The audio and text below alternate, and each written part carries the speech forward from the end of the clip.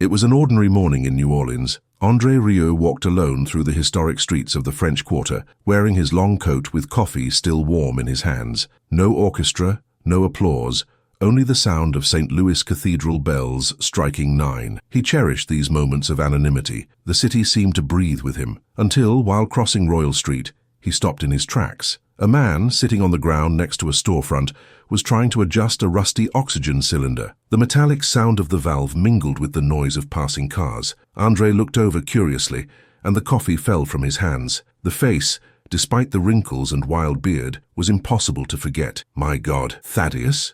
he muttered. The man looked up. His eyes, though tired, still had the same gleam from 30 years ago. A weak smile appeared beneath the oxygen mask. "Didn't think you'd recognize a ghost, Maestro." André stood frozen. People walked by, taking photos, whispering, not understanding. Thaddeus Blackwood, the man who had vanished from the music world decades ago, the same one who had taught André to play with soul, was there, on the streets of his city, living as an anonymous sick man. Rieu approached, knelt beside him, and asked softly, "What happened to you?" Thaddeus pulled an envelope from his jacket pocket and placed it in the maestro's hands. "You'll understand when you read it, but perhaps it's too late." Inside the envelope was a torn musical score. In the upper corner was a handwritten sentence, "Breath of the soul, the music you promised never to play alone." André felt the ground disappear beneath his feet. He looked up, but Thaddeus was already slowly walking away, dragging the oxygen cylinder across the wet sidewalk. The crowd began to recognize him. Mobile cameras went up, and as the sound of oxygen mingled with the wind,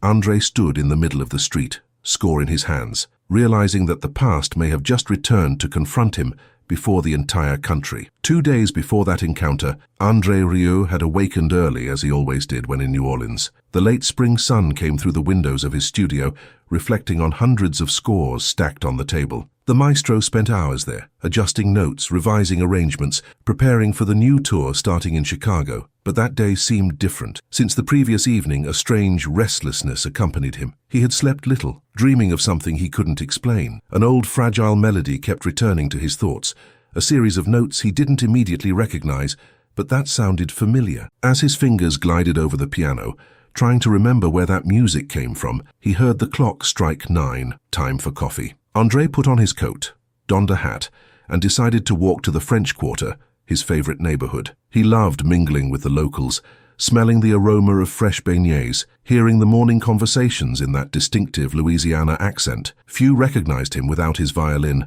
and even when they did, they respected his solitude. The maestro appeared calm, but inside he felt a strange emptiness. Last week, Jackson, his son, had commented on a report that had affected him. Street musicians who were sick, forgotten, living with little more than memories of past applause. "Dad, they say one of them was your colleague from Juilliard," Jackson had said. André didn't want to listen. The past was a wound he preferred to let heal in silence. But fate sometimes doesn't accept silence. That morning, crossing the Mississippi River Bridge, observing the river's reflections and hearing the distant sound of an out-of-tune violin, his attention was caught. A hesitant melody, played with difficulty. The sound came from a corner between a bookstore and a bakery. André stopped. This wasn't just any music. It was the same melody that had cost him his sleep. He took a few more steps, and then he saw him. A bent man, holding a bow with trembling hands, breathing with difficulty through a transparent tube connected to a small oxygen cylinder. Next to him, an old violin case, open, with just a few coins inside. The shock made him stop in the middle of the sidewalk. For a moment the world seemed to go silent.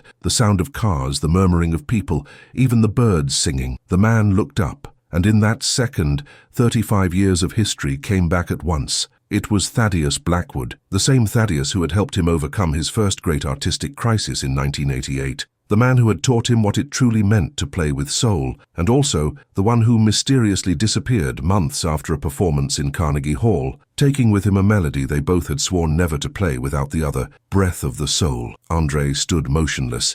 The past, which he had sworn to leave behind, was now sitting on the sidewalk, struggling to breathe. And what he would do next, no one, not even himself, could imagine. The street seemed to disappear around them. André felt his heart pounding in his chest. Thaddeus's face had grown thin, the skin pale, the eyes deeply sunken, but the gaze was still the same. That look that always seemed to say music was more than just notes, that it was life flowing through instruments. "Thaddeus," André's voice broke. I thought we'd never see you again." Thaddeus smiled weakly, his hand going to adjust the oxygen mask. "I disappeared, André. but I've always been here, in these streets, watching your photos in the papers, your concerts on television. Every time I saw you, I remembered what we had. André wanted to say something, but the words wouldn't come. His throat felt constricted. Around him, people began to stop, taking out their phones. A tourist pointed at him. A woman whispered excitedly to her husband, but André hardly noticed. His world had shrunk to that square foot of sidewalk where his old friend sat. "Why didn't you come back?" he finally asked, his voice barely audible. "We looked for you, Thaddeus. Jackson hired people. We thought that I was gone." Thaddeus completed the sentence, his voice calm but laden with pain. "Perhaps I was, in a way. The Thaddeus you knew no longer exists. He died at Carnegie Hall." The name of the venue hung in the air like a curse. André felt a shiver run down his spine. Carnegie Hall, the place where everything had changed, the place where their dream had fallen apart. "Carnegie was a long time ago, Thaddeus. What happened there was my fault," interrupted Thaddeus, his eyes suddenly moist. "I betrayed you, André. I sold our music, I sold our soul for money I needed to save my daughter. And since then, I've lived every day with that shame." André shook his head. "Your daughter was sick. You did what any father would do. But at what price?" Thaddeus's voice rose, then choked in a fit of coughing. His body shook, the oxygen cylinder rattling beside him. André reached out to support him, but Thaddeus pushed him away. "At what price, André? Our friendship, our music, your trust." The maestro sank to his knees beside him. The ground was cold, damp from the morning mist. He could feel people's eyes on them, cameras probably filming, but it didn't matter. Nothing mattered anymore except the man before him, the man who had shaped him into the musician he had become. "Thaddeus, listen to me," said André, placing his hand on his friend's shoulder. "Whatever happened, we can talk about it. Come with me. Let me help you." Thaddeus looked at him, his eyes full of something between hope and despair. "Help! André, I'm dying. My lungs are almost gone. The doctors say I have little time, and before I go, I wanted to see you. I wanted to tell you the truth about what really happened at Carnegie Hall." "The truth?" André frowned. "I thought I knew the truth." "No," whispered Thaddeus. "You only know what they told you, but there was more, so much more." A police officer approached them now, his hand on his radio. "Mr. Rieu, is everything all right here?" André looked up, irritated by the interruption. "Everything's fine. He's a friend of mine." "People are starting to gather," said the officer, pointing to the growing crowd. "Maybe it's better if you—" "I'll move him," said André decisively. "Just give me a moment." The officer nodded and stepped back, but remained nearby. André turned back to Thaddeus. "Come home with me, we'll talk there. I want to know everything." Thaddeus hesitated, his hand going to the envelope in his pocket. "Okay," he finally said, "but you must promise to listen. Everything, to the end." "I promise." André helped Thaddeus to his feet. The old man was light, almost fragile, his body weightless in André's arms. The oxygen cylinder made a squeaking sound as Thaddeus picked it up. Together they walked slowly to the side of the street, where André's assistant Marcus watched in shock from a car. "Marcus," André called, "help me get him into the car." Marcus jumped out of the car and ran to them. "Maestro, what?" "Later," André said curtly. "Now we need to get him safely home." As they helped Thaddeus into the car, the violin case fell to the ground. André bent down to pick it up. Inside, beside the few coins, he saw something that made his heart stop. A photo, an old, faded photo of two young men, radiant with happiness, each holding one end of a violin bow, written on the back in faded pencil, "So that the breath of the soul never falls silent. New Orleans, 1988. André felt tears welling up. He slipped the photo into his pocket without saying anything. As the car drove away, he looked out the window at the street where he had found Thaddeus. The crowd was already dispersing, everyone going on with their lives, unaware of the drama that had just unfolded. But for André, nothing was the same anymore. The past had returned, and he knew deep inside that what he was about to learn would change his entire world. The car drove through the narrow streets of the French Quarter, past the old facades and cafes that were just beginning to open. Thaddeus sat quietly in the back seat, his eyes closed, the sound of oxygen a constant rhythm. André looked at him, trying to see the man he had known beneath the years of suffering. "Where are you taking me?" asked Thaddeus, without opening his eyes. "To my house. You need rest.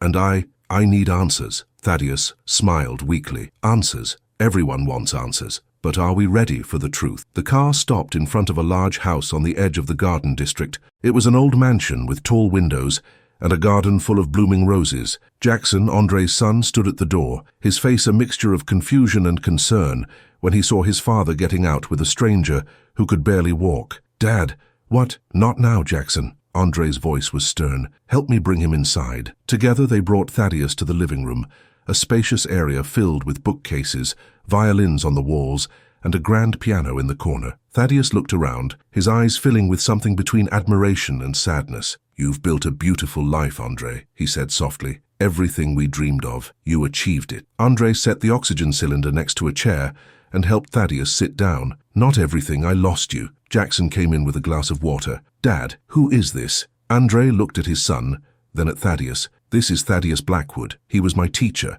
my friend, the man who taught me everything about music." Jackson's eyes widened. "Blackwood, but I thought—" "Everyone thought he had disappeared," said André. "But he was always there, waiting. And now he's here to tell me what really happened." Thaddeus took a sip of water, his hands trembling. "André, before I begin, you should know something. What I'm going to tell you will hurt. It will change your image of people you trusted. I want the truth, Thaddeus, whatever it is." Thaddeus nodded slowly. He pulled the envelope from his pocket and placed it on the table between them. "This score, Breath of the Soul, was our masterpiece. We wrote it together, remember? Every note was a conversation between our souls. It was the music that would launch us." André nodded, memories returning. "I remember. We worked on it for months. It was perfect." "It was perfect," agreed Thaddeus. "Until that evening at Carnegie Hall, we were invited to play it at the venue. It would be our big break. But the day before the concert, something happened." He paused, his breathing becoming heavier. André leaned forward. "What happened?" "Your father came to see me." The words hung in the air like a thunderclap. André felt his blood freeze. "My father? William?" "Yes. He came to my hotel room. He said he had met a businessman who was interested in Breath of the Soul, a rich New Yorker who wanted to invest in classical music. Your father said it was an opportunity we couldn't miss." André shook his head. "My father wasn't a businessman. He was a musician, just like us." "Exactly," said Thaddeus bitterly. "That's why I trusted him. He said the man would pay us both a large sum for the rights to the composition, but that we had to act quickly. He had papers with him, a contract." Jackson, who had been listening in the corner, came closer. "And did you sign?" Thaddeus's eyes filled with tears. "No, I refused. I told William that André and I had to decide together. That was our agreement, but then—" He stopped, his voice breaking. André felt his heart pounding. "What happened then, Thaddeus?" "He told me about Sarah." "Sarah?" André frowned. "Your daughter." Thaddeus nodded, tears now flowing freely. "She was sick, very sick. I hadn't told you how bad it was because I didn't want to burden you, but William knew. He had found out, and he used it against me." André felt nausea rising. "What did he do?" "He said that the money the New Yorker was offering could save my daughter, that I held her life in my hands. He said if I didn't sign, I would lose her, and if I did sign, everything would be arranged before you even knew." "That's impossible," whispered André. "My father would never—" "But he did," said Thaddeus, his voice hard. "He forced me to choose between you and my daughter, and I chose Sarah. I signed the contract. But I asked for one thing, that Breath of the Soul would never be publicly played without both of us being there." André stood up, walked to the window. Outside, the garden was peaceful, roses swaying gently in the breeze. But inside, he felt a storm. "So that's why you stopped playing during the concert." "I couldn't. When I stood on that stage and looked at the score, I saw that everything had changed. A note had been added. Property of Harrison Music Holdings. I realized that William had lied to me. It wasn't an investment, it was a sale, and I had sold our music to a company that only wanted to make money." Jackson came forward. "Harrison Music Holdings? I know that name. That's one of the biggest music publishers in America." Thaddeus nodded. "They still own the rights. That's why Breath of the Soul has never been played. The contract forbids it without their permission." André turned around,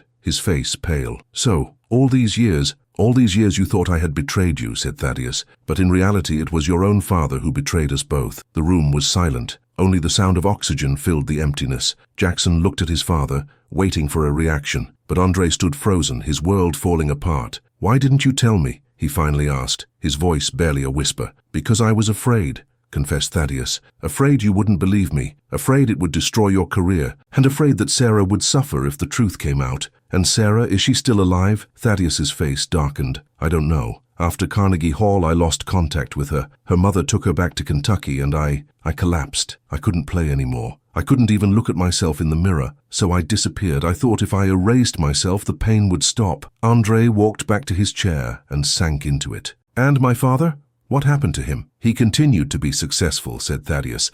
"He became your manager, didn't he? He arranged your concerts, your contracts, and the whole time he knew that every dollar you earned was built on what he had stolen from me." Jackson put his hand on his father's shoulder. "Dad, this is terrible, but what can we do now?" André looked at the envelope on the table, at the score inside. "We play Breath of the Soul, publicly, For all of America. Thaddeus shook his head vigorously. That can't happen, André. The contract— I don't care about the contract, said André, his voice now powerful. They can sue me, take everything away, but I will not let our music remain a prisoner of greed and deceit. Thaddeus looked at him, a mixture of fear and hope in his eyes. If you do this, it will cost you everything. André smiled for the first time since the conversation began. Then I will finally be free. But then the door opened, and a man in a suit walked in. He was tall, with gray hair and a cold face. Jackson turned around, sad. Luther Jenkins, our lawyer. Luther looked around the room, his eyes stopping at Thaddeus and the score. Maestro, we need to talk. Now. Luther Jenkins closed the door behind him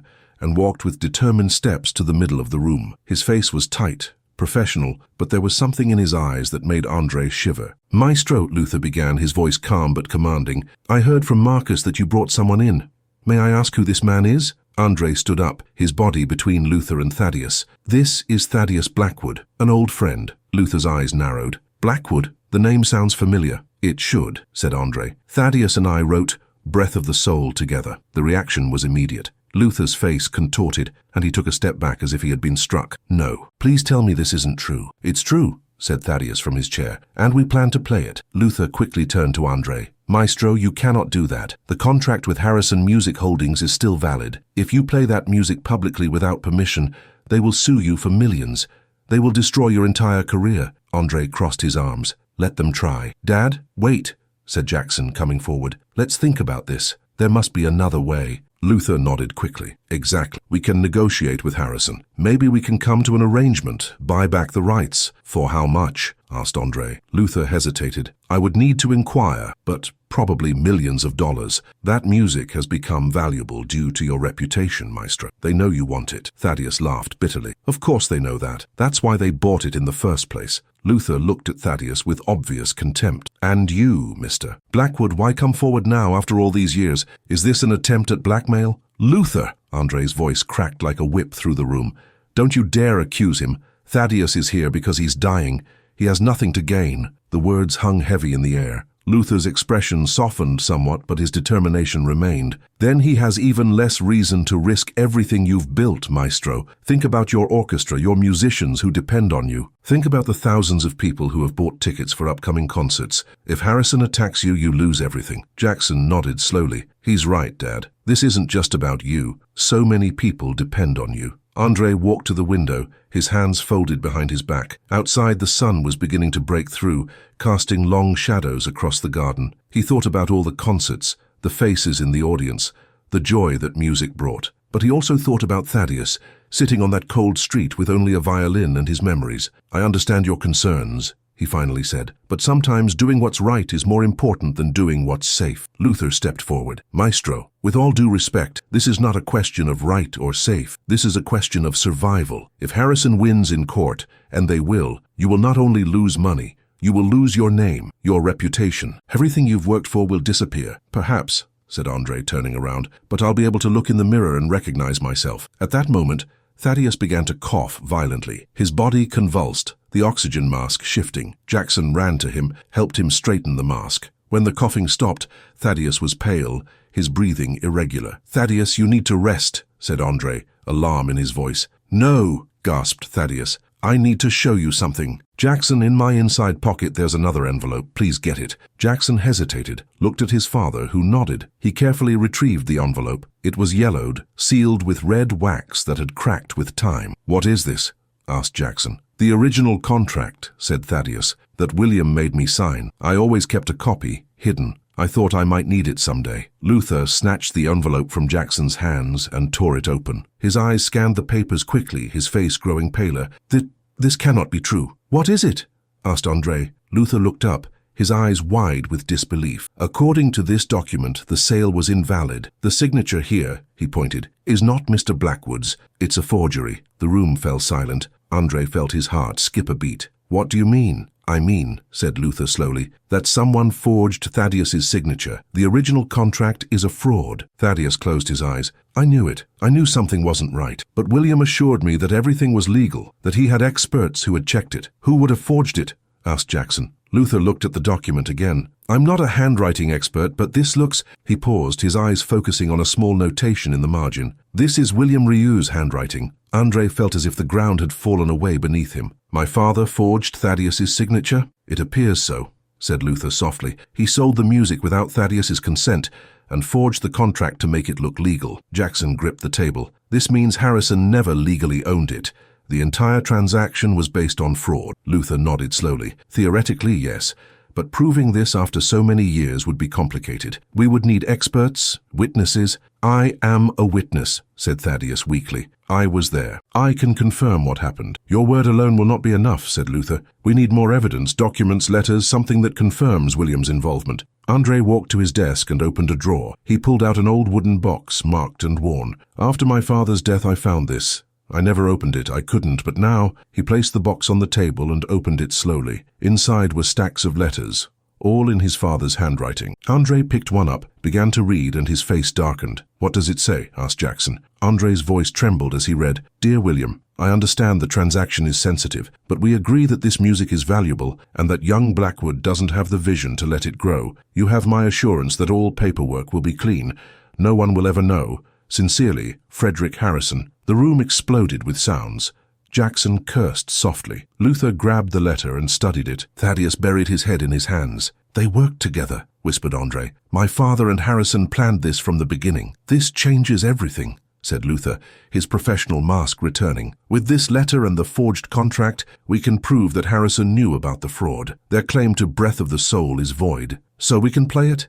Asked Jackson. Luther hesitated. In theory, yes, but Harrison won't just give up. They will fight, legally and otherwise. This will be a war. André looked at Thaddeus, who smiled weakly. Are you ready for a war, old friend? Thaddeus nodded. I've been fighting my whole life, André. One more battle doesn't matter. But then Luther's phone began to ring. He looked at the screen, and his face turned ashen. It's Harrison Music Holdings. They're calling me directly. How do they already know we're here? Asked Jackson. Luther looked at Marcus, who came into the room with coffee. Marcus, did you speak with anyone about the maestro and his guest? Marcus shook his head. No one, sir. Only... He stopped, realizing. There were photographers on the street when we arrived.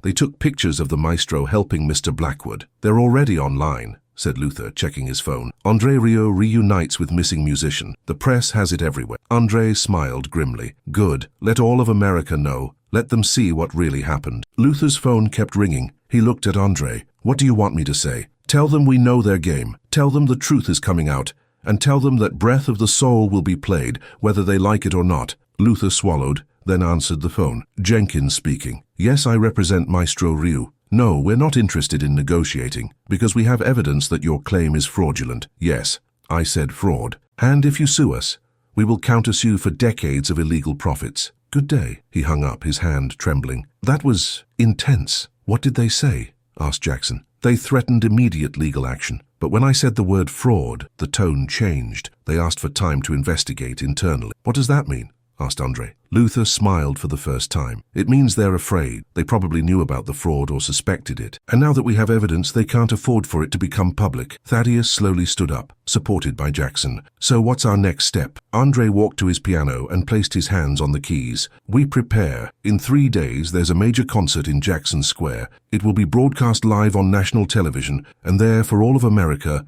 we will play Breath of the Soul. Dad, said Jackson softly, Thaddeus is too weak. Look at him. He can barely stand. André looked at his friend, at the oxygen mask, the trembling hands. Thaddeus, can you do it? Thaddeus straightened his back, his eyes clearer than they had been all day. For this music, André, I will find whatever I need, even if it's my last breath. The next morning dawned with a cold mist hanging over New Orleans. André had barely slept. All night he had sat at the piano, playing the notes of Breath of the Soul, trying to find the melody that had been forgotten for so long. Thaddeus had slept on the couch, his breathing heavy but regular, the sound of oxygen a constant reminder of how little time they had. Jackson came down the stairs, his eyes red from exhaustion. Dad, you need to rest. The concert is in 2 days, and you haven't closed your eyes. André shook his head. I can't rest. Not now. This music must be perfect. At that moment, the doorbell rang. Jackson walked to the door and opened it to reveal a young woman, early 30s, with dark hair and green eyes that seemed strangely familiar. She wore a simple coat and held a worn bag. Good morning, she said hesitantly. I'm looking for Thaddeus Blackwood. I heard he might be here. Jackson frowned. "Who are you?" "My name is Sarah. Sarah Blackwood. I'm his daughter." The words fell like a bomb. Jackson stepped aside, his mouth open with astonishment. "Come in, please." Sarah walked in, her eyes scanning the room until they stopped at the man on the couch. Her face went pale. "Dad?" Thaddeus slowly opened his eyes.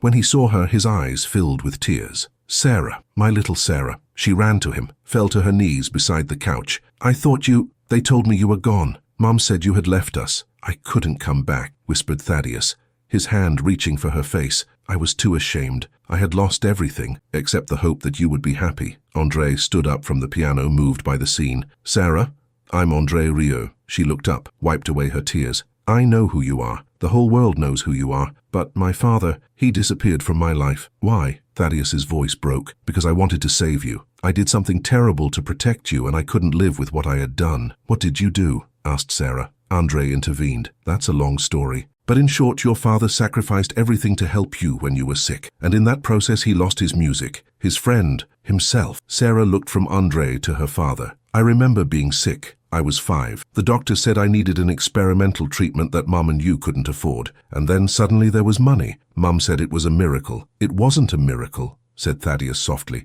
"It was betrayal, and it cost me everything." But before Sarah could respond, the door opened again. Luther Jenkins burst in, his face red with anger. "Maestro, we have a major problem." "What now?" asked André. Luther threw a newspaper on the table. The headline read, "André Rieu accused of stealing music." Below it was a photo of Thaddeus on the street and a recent photo of André. Jackson picked up the paper and began to read. His face grew darker with each sentence. "They claim that Dad stole Thaddeus's music and that Thaddeus is now trying to get revenge by making false accusations about Harrison." "What?" exploded André. "That's ridiculous." Luther nodded. "Harrison released a press statement early this morning. They say they've examined the contract and that it's completely legitimate. They're accusing us of slander and threatening a lawsuit if we proceed with the concert." "Let them," said André. "We have evidence." "That's the problem," said Luther nervously. "I received a strange call this morning. Someone from inside Harrison who wished to remain anonymous. This person said that the original contract we found, that it's not the only one." André's heart stopped. "What do you mean?" "There's apparently a second contract signed by Thaddeus himself a few weeks later. A contract in which he confirms that the sale was legitimate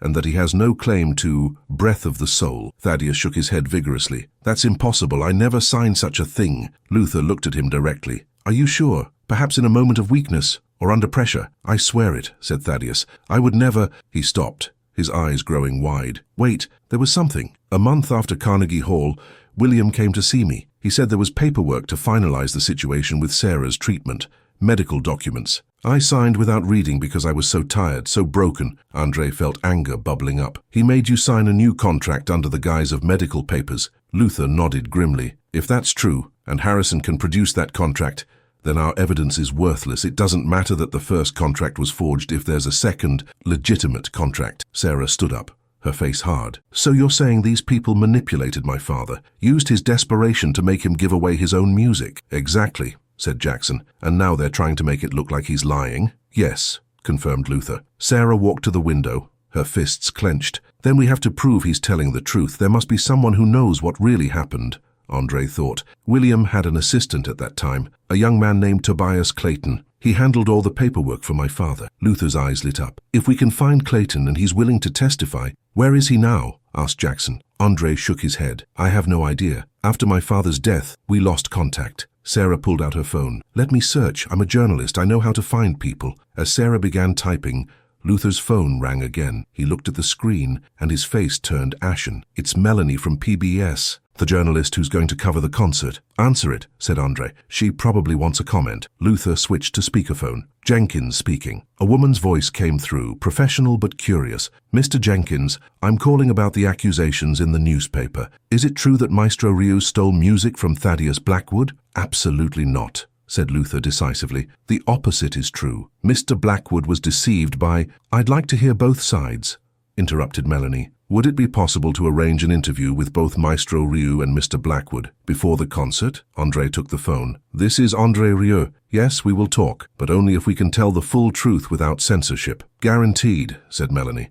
"I'm coming tonight. This story is too important to bury." After the call, André looked around the room. "We have hours, not days. Sarah, keep searching for Clayton. Luther, Prepare all the documents we have. Jackson, help Thaddeus practice. We must be ready for tonight. But then Thaddeus began to cough again, more violently this time. His body shook. The mask fell off. Sarah ran to him, tried to help him, but the coughing wouldn't stop. Blood appeared on his lips. "Dad!" screamed Sarah. André grabbed the phone. "We need an ambulance now." Jackson ran to the kitchen for towels. Luther stood paralyzed, and in the midst of the chaos, Thaddeus clutched his chest, his eyes wide with panic. "I can't breathe," he gasped. "André, the music, you must play it without me." "No," cried André. "You're not going anywhere. We do this together or not at all." Within minutes, the ambulance arrived. The paramedics worked quickly, stabilizing Thaddeus, preparing him for transport. Sarah climbed into the back of the ambulance, holding her father's hand. "I'm not letting you go again," she whispered. "Never again." As the ambulance drove away, André, Jackson, and Luther stood on the sidewalk, the sirens fading in the distance. "What do we do now?" asked Jackson. André looked at the sky, where the mist was beginning to lift, revealing a pale sun. "We fight for Thaddeus, for the truth, and for the music that should never have died." Luther nodded slowly. "I'll start preparing our defense. If Harrison has a second contract, we need to be ready to challenge it." "And I," said Jackson, "will ensure the concert goes ahead no matter what. Thaddeus would want us to continue." André put his hand on his son's shoulder. "He'll be there. I feel it. This music has waited too long to finally be heard." Later that afternoon, Sarah called from the hospital. "Dad is stable. The doctors say the stress and his condition caused an episode. He needs rest." "Can he travel?" asked André. "For the concert?" There was a long silence. "The doctors strongly advise against it. They say even the slightest stress could worsen his condition." André closed his eyes. "Let me talk to him." Sarah passed the phone. Thaddeus's voice was weak, but determined. "André, listen. You must play the concert without me. Tell the story. Let America hear the truth." "Thaddeus, no. We made a promise. Breath of the Soul is played by both of us, or not at all." "Sometimes," whispered Thaddeus, "promises must be broken to protect a greater truth." "Play, André. Play for all the musicians who have been deceived, for all the artists who have been used. Play so that no one else has to go through this." André felt tears streaming down his cheeks. "I don't know if I can." "You can," said Thaddeus, "because you're the strongest person I know, and because this music, our music, is bigger than both of us." That evening, Melanie arrived for the interview. She set up cameras in André's living room, her team working efficiently. André sat opposite her, his hands folded, his face tired but determined. "Maestro Rieu," began Melanie, "the accusations against you are serious. What do you say to them?" André took a deep breath. "I say that the truth is complicated, and that I have learned a lot about my own past in recent days." "Can you explain?" "My father, William Rieu, whom I always admired, did things I would never have approved of. He manipulated a situation to gain control of music that wasn't his. And Thaddeus Blackwood, a brilliant musician and my dear friend, paid the price." Melanie leaned forward. "And the concert? Are you going ahead with playing Breath of the Soul, despite the legal threats?" André looked straight into the camera. "Yes. Because art cannot be held captive by greed. Music belongs to everyone who feels it, not to companies that want to profit from it. You realize this could destroy your career? Then I will rebuild," said André simply. "But I will not live with lies." The interview ended and Melanie promised to air it that evening. After her team left, André sat alone in the dark, the score of Breath of the Soul before him. His phone vibrated. A message from Sarah. "Dad is sleeping, but he keeps murmuring your name. He wants so badly to be there." André typed back, "He will be, in every note I play." But then, a second message, this time from an unknown number. "Stop the concert, or you'll regret it." Some secrets should stay buried. André stared at the message, his blood running cold. Someone was trying to intimidate him, but who and what secrets? He stood up, walked to the box with his father's letters, and began systematically looking through them. There had to be more evidence of what had happened. Deep in the stack, he found a letter he had overlooked. It was addressed to his father from Frederick Harrison, dated 2 weeks before the Carnegie Hall concert. "William, our arrangement is clear. Blackwood must sign. If he refuses, use what you know about his daughter. No one will defend a man who endangers his own child. And if that doesn't work, well, accidents happen. Make sure this goes smoothly." André's hands trembled. This was more than fraud. This was blackmail, perhaps worse. He called Luther immediately. "I found something. Come to my house now." Within an hour, Luther and Jackson were there. André showed them the letter. Luther's face went pale. This is evidence of criminal conspiracy," said Luther. "If Harrison sees this, they'll panic." "Good," said André. "Let them panic. I'm going to make this public tomorrow during the concert." "Dad, wait," said Jackson. If they feel threatened, who knows what they'll do. I received a threatening message tonight, said André, showing his phone. They're already trying to silence me. Luther studied the message. We should take this to the police. No, said André. If we do that, the concert will be postponed during the investigation, and Thaddeus doesn't have time. We do this tomorrow, live, for all of America. Then they can't stop us without exposing themselves. Jackson and Luther looked at each other, then at André. Finally, Jackson nodded. Okay, we'll do it your way, but we need to be careful. That night, André couldn't sleep. He walked through his house, the melodies of Breath of the Soul playing in his head. He thought about Thaddeus in the hospital, about Sarah who had finally found her father, about all the lies that were finally coming to light. At 3 a.m, his phone rang. It was Sarah. Maestro, Dad is awake. He wants to talk to you. André's heart leapt. Put him on. Thaddeus's voice came through, weak but clear. André, I dreamed about Carnegie Hall, about that evening. I remembered something. What? There was someone else in the room when William made me sign the second contract, a witness. I was so tired that I didn't see his face, but he spoke. He had an accent. New York. André's mind raced. Harrison was there. He witnessed your forced signature. That means he knew it wasn't voluntary, said Thaddeus. He can't claim it was legitimate if he was a witness to it. Thaddeus, this is huge. If we can prove this. There's more, interrupted Thaddeus. The man said something strange. He said, this is for the best. Artists don't understand business. I heard it clearly. André felt adrenaline coursing through his body. We have him. If Harrison was there and said that, he's complicit. But how do you prove he was there? Asked Thaddeus. André smiled in the dark. Because Tobias Clayton was there too. If Sarah can find him, we can confirm Harrison's presence. The next morning, the day of the concert, Sarah called with news. I found Tobias Clayton. He lives in Atlanta and he's willing to talk. Can he come here? Asked André. Better, said Sarah. I asked him for a video interview. He'll tell everything. About William, about Harrison, about that night. André felt hope flare up. When can we see the interview? In an hour. I'll send it to you directly. The hour crawled by. André, Jackson and Luther sat around the computer, waiting. Finally, the email came. They opened the video. Tobias Clayton appeared on the screen.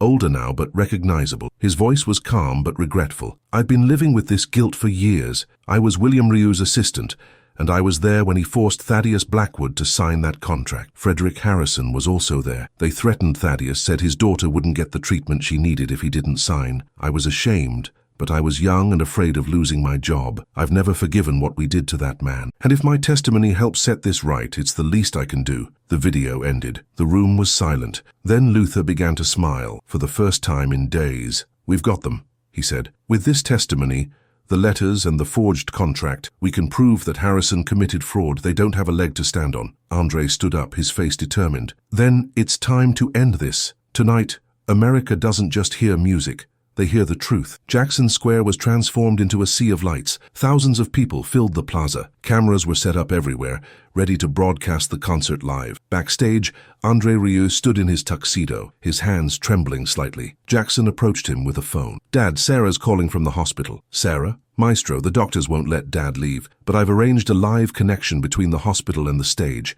Dad can play along from his bed. Perfect, said André. Luther burst in. Harrison's lawyers are here. They have a court order prohibiting the playing of Breath of the Soul. 3 men in dark suits entered. Maestro Rieu, said the leader, this document forbids you from playing the contested composition. André read the papers. These are based on fraud. That's your opinion. You must comply with... Or what? Interrupted André. But before you continue, you should see something. Jackson opened a laptop. The video of Tobias Clayton appeared. The lawyers watched, their faces growing pale. This is impossible, stammered one of them. We have letters, documents, said Luther, all proving that your client was involved in fraud. We need to report this to Mr. Harrison, said the lead lawyer nervously. Do that, said André. Tell him that if he wants to stop me, he needs to come here personally. The lawyers departed hastily. The concert began. André led the orchestra through various pieces. The audience was enchanted. Between pieces, André spoke. Tonight we're going to play a piece of music that was lost for 35 years. Music born out of friendship, stolen by greed. He told them about Thaddeus, about Carnegie Hall, about the fraud. He showed Tobias Clayton's video. The audience was shocked. Then Frederick Harrison appeared on the stage. Stop, he shouted. This is all lies. Mr. Harrison, said André calmly, are you telling us that Tobias Clayton is lying? Clayton wants revenge. And the letters? In your own handwriting? Fake. Let America decide, said André. On the screens appeared Thaddeus in his hospital bed, his violin in his hands. Thaddeus Blackwood, tell America what happened. Thaddeus told his story. When he finished, people were crying. Sarah walked onto the stage. I'm Sarah Blackwood. My father sacrificed everything to save me, and this man profited from that. The audience applauded. Harrison's lawyers led him away. We're not done yet, said André. We have one more thing to do. He picked up his violin. Breath of the Soul finally plays as it was meant to. On the screen, Thaddeus did the same. Together they began to play. The melody was beautiful, heart-wrenching. The entire country listened. Halfway through, Thaddeus began to cough, but he played on, his face pale but determined. The final note hung perfectly in the air. Then Jackson Square exploded in applause. On the screen, Thaddeus sank back, exhausted but smiling. But then paramedics rushed to the stage. The hospital called. Thaddeus's heart gave out during the last notes. André's world tilted. No, the screen showed chaos. Thaddeus lay still, his violin in his hands. But then the beeping stopped. Thaddeus's eyes opened. He's stable, shouted Sarah. The audience cheered. André laughed through his tears. Thaddeus's voice came through the speakers. André, we did it. Yes, said André, and it was perfect. The days after the concert were like a whirlwind. The story was everywhere. André visited Thaddeus every day in the hospital. Harrison wants to sue me, said Thaddeus. André smiled. Their case has collapsed. Harrison is under investigation. And your father. I'm disappointed, but also freed, said André. My own path is more important than his shadow. Sarah came in. Dad can go home in a few days. Thaddeus cried with joy. Home? You're coming to live with me, said Sarah. André stood up. And come work with my orchestra, teach young musicians. Okay, said Thaddeus, smiling. A week later, there was a press conference. Thaddeus and I have reclaimed the rights to Breath of the Soul, announced André. The settlement money is going to the Blackwood Foundation for Artistic Justice. The room applauded. Thaddeus spoke. Thanks to André, I have my daughter and dignity back. I learned that forgiveness is more powerful than revenge. Outside, a crowd sang Breath of the Soul. Thaddeus cried. André whispered, the music lives. Months went by. Thaddeus taught young musicians. Sarah documented everything. André toured with a new purpose. The foundation grew rapidly. One evening, André and Thaddeus sat in the studio after recording. How do you feel? Asked André. Complete, smiled Thaddeus. Silence. Then, André, my time is limited. Maybe a year. André's heart sank. Thaddeus, I'm not afraid. I've regained everything, but I don't want you to go. When my time comes, I'll go peacefully, knowing my life had meaning. They embraced, crying. The next year, Thaddeus continued teaching, his strength diminishing but his spirit strong. On a spring day, André and Thaddeus played together one last time in the garden. Sarah filmed, crying. Beautiful, whispered Thaddeus. Everything is so beautiful. Thank you, Thaddeus. No, thank you. That night, Thaddeus breathed his last peacefully. The music goes on. The country mourned. At his funeral, thousands spoke. Thaddeus taught me that music is the breath of the soul, said André. He lived with integrity. After the service, André played Breath of the Soul at the grave. Sarah stood beside him. He would have found this beautiful. He's here, in every note. What will you do now? I'll keep playing. I'll keep sharing his lessons. Years later, André stood again in Jackson Square, older but still passionate. Dear friends, tonight I tell you about a man who lost everything but kept his soul, about friendship and music that refused to die. He played Breath of the Soul. For a moment he saw Thaddeus beside him, smiling. The music ended. The audience exploded in applause. Thank you, and thank you, Thaddeus, for teaching me that the breath of the soul never stops. The audience sang together. In the wind you could hear a second violin, because music never dies. It waits for the right hearts to bring it back to life. And as long as there are people who listen, who feel, who believe in truth and beauty, the breath of the soul will always continue to breathe, always.